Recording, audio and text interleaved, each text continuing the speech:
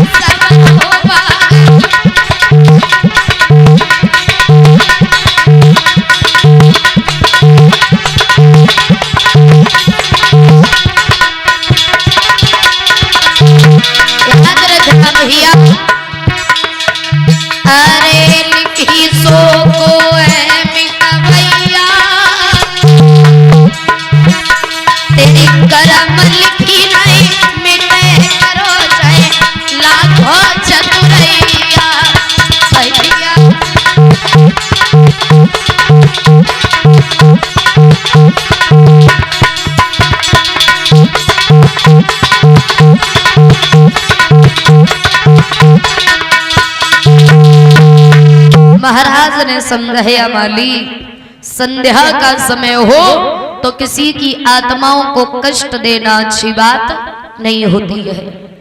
ऐसा करो, हमारी बात मानो तो अभी जाओ और जब सुबह होगा तो हम जरूर चलेंगे।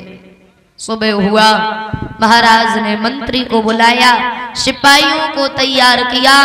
महाराज हरिश्चंद्र घोड़े पे सवार होकर के चल देते हैं। मेरे भैया जैसे ही चले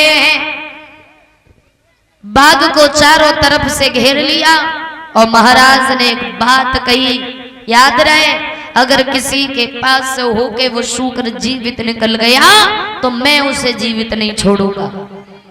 लेकिन विश्वामित्र बहुत चालाक थे।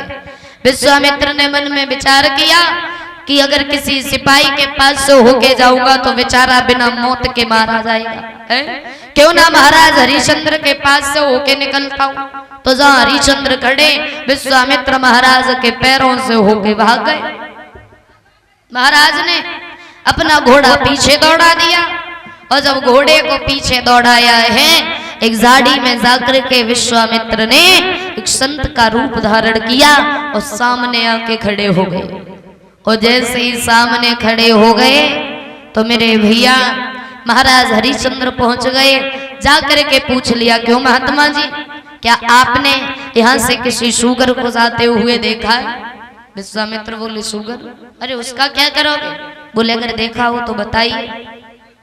कहने लगे, देखने में तो ऐसा लगता है कि तुम एक राजा हो, लेकिन राजा होकर के शूगर के पीछे पड़े हो, किसी शेर का शिकार करो जाके। महाराज हरिश्चंद्र बोले, महात्मा जी, और शूकर ने हमारी हरी भरी बगिया को उजाड़ दिया है, इसलिए मैं उसका वध करूंगा। कहने लगे, क्षमा करना, हमने शूगर नहीं देखा है, हम तो वैसे भी थोड़े जल्दी में। तो हरिश्चंद्र ने पूछ लिया, इतने कहाँ जल्दी में हो, कहाँ जा रहे हो? कहने लगे, हम जा रहे हैं, एक राजा है, उनका बड़ा नाम सुना है हमने, और कुछ आस लेकर के मैं उन्हीं के पास में जा रहा था। कौन राजा है, क्या नाम है उनका? तो विश्वामित्र कहने लगे, नाम है उनका दानवी राजा हरिश्चंद्र।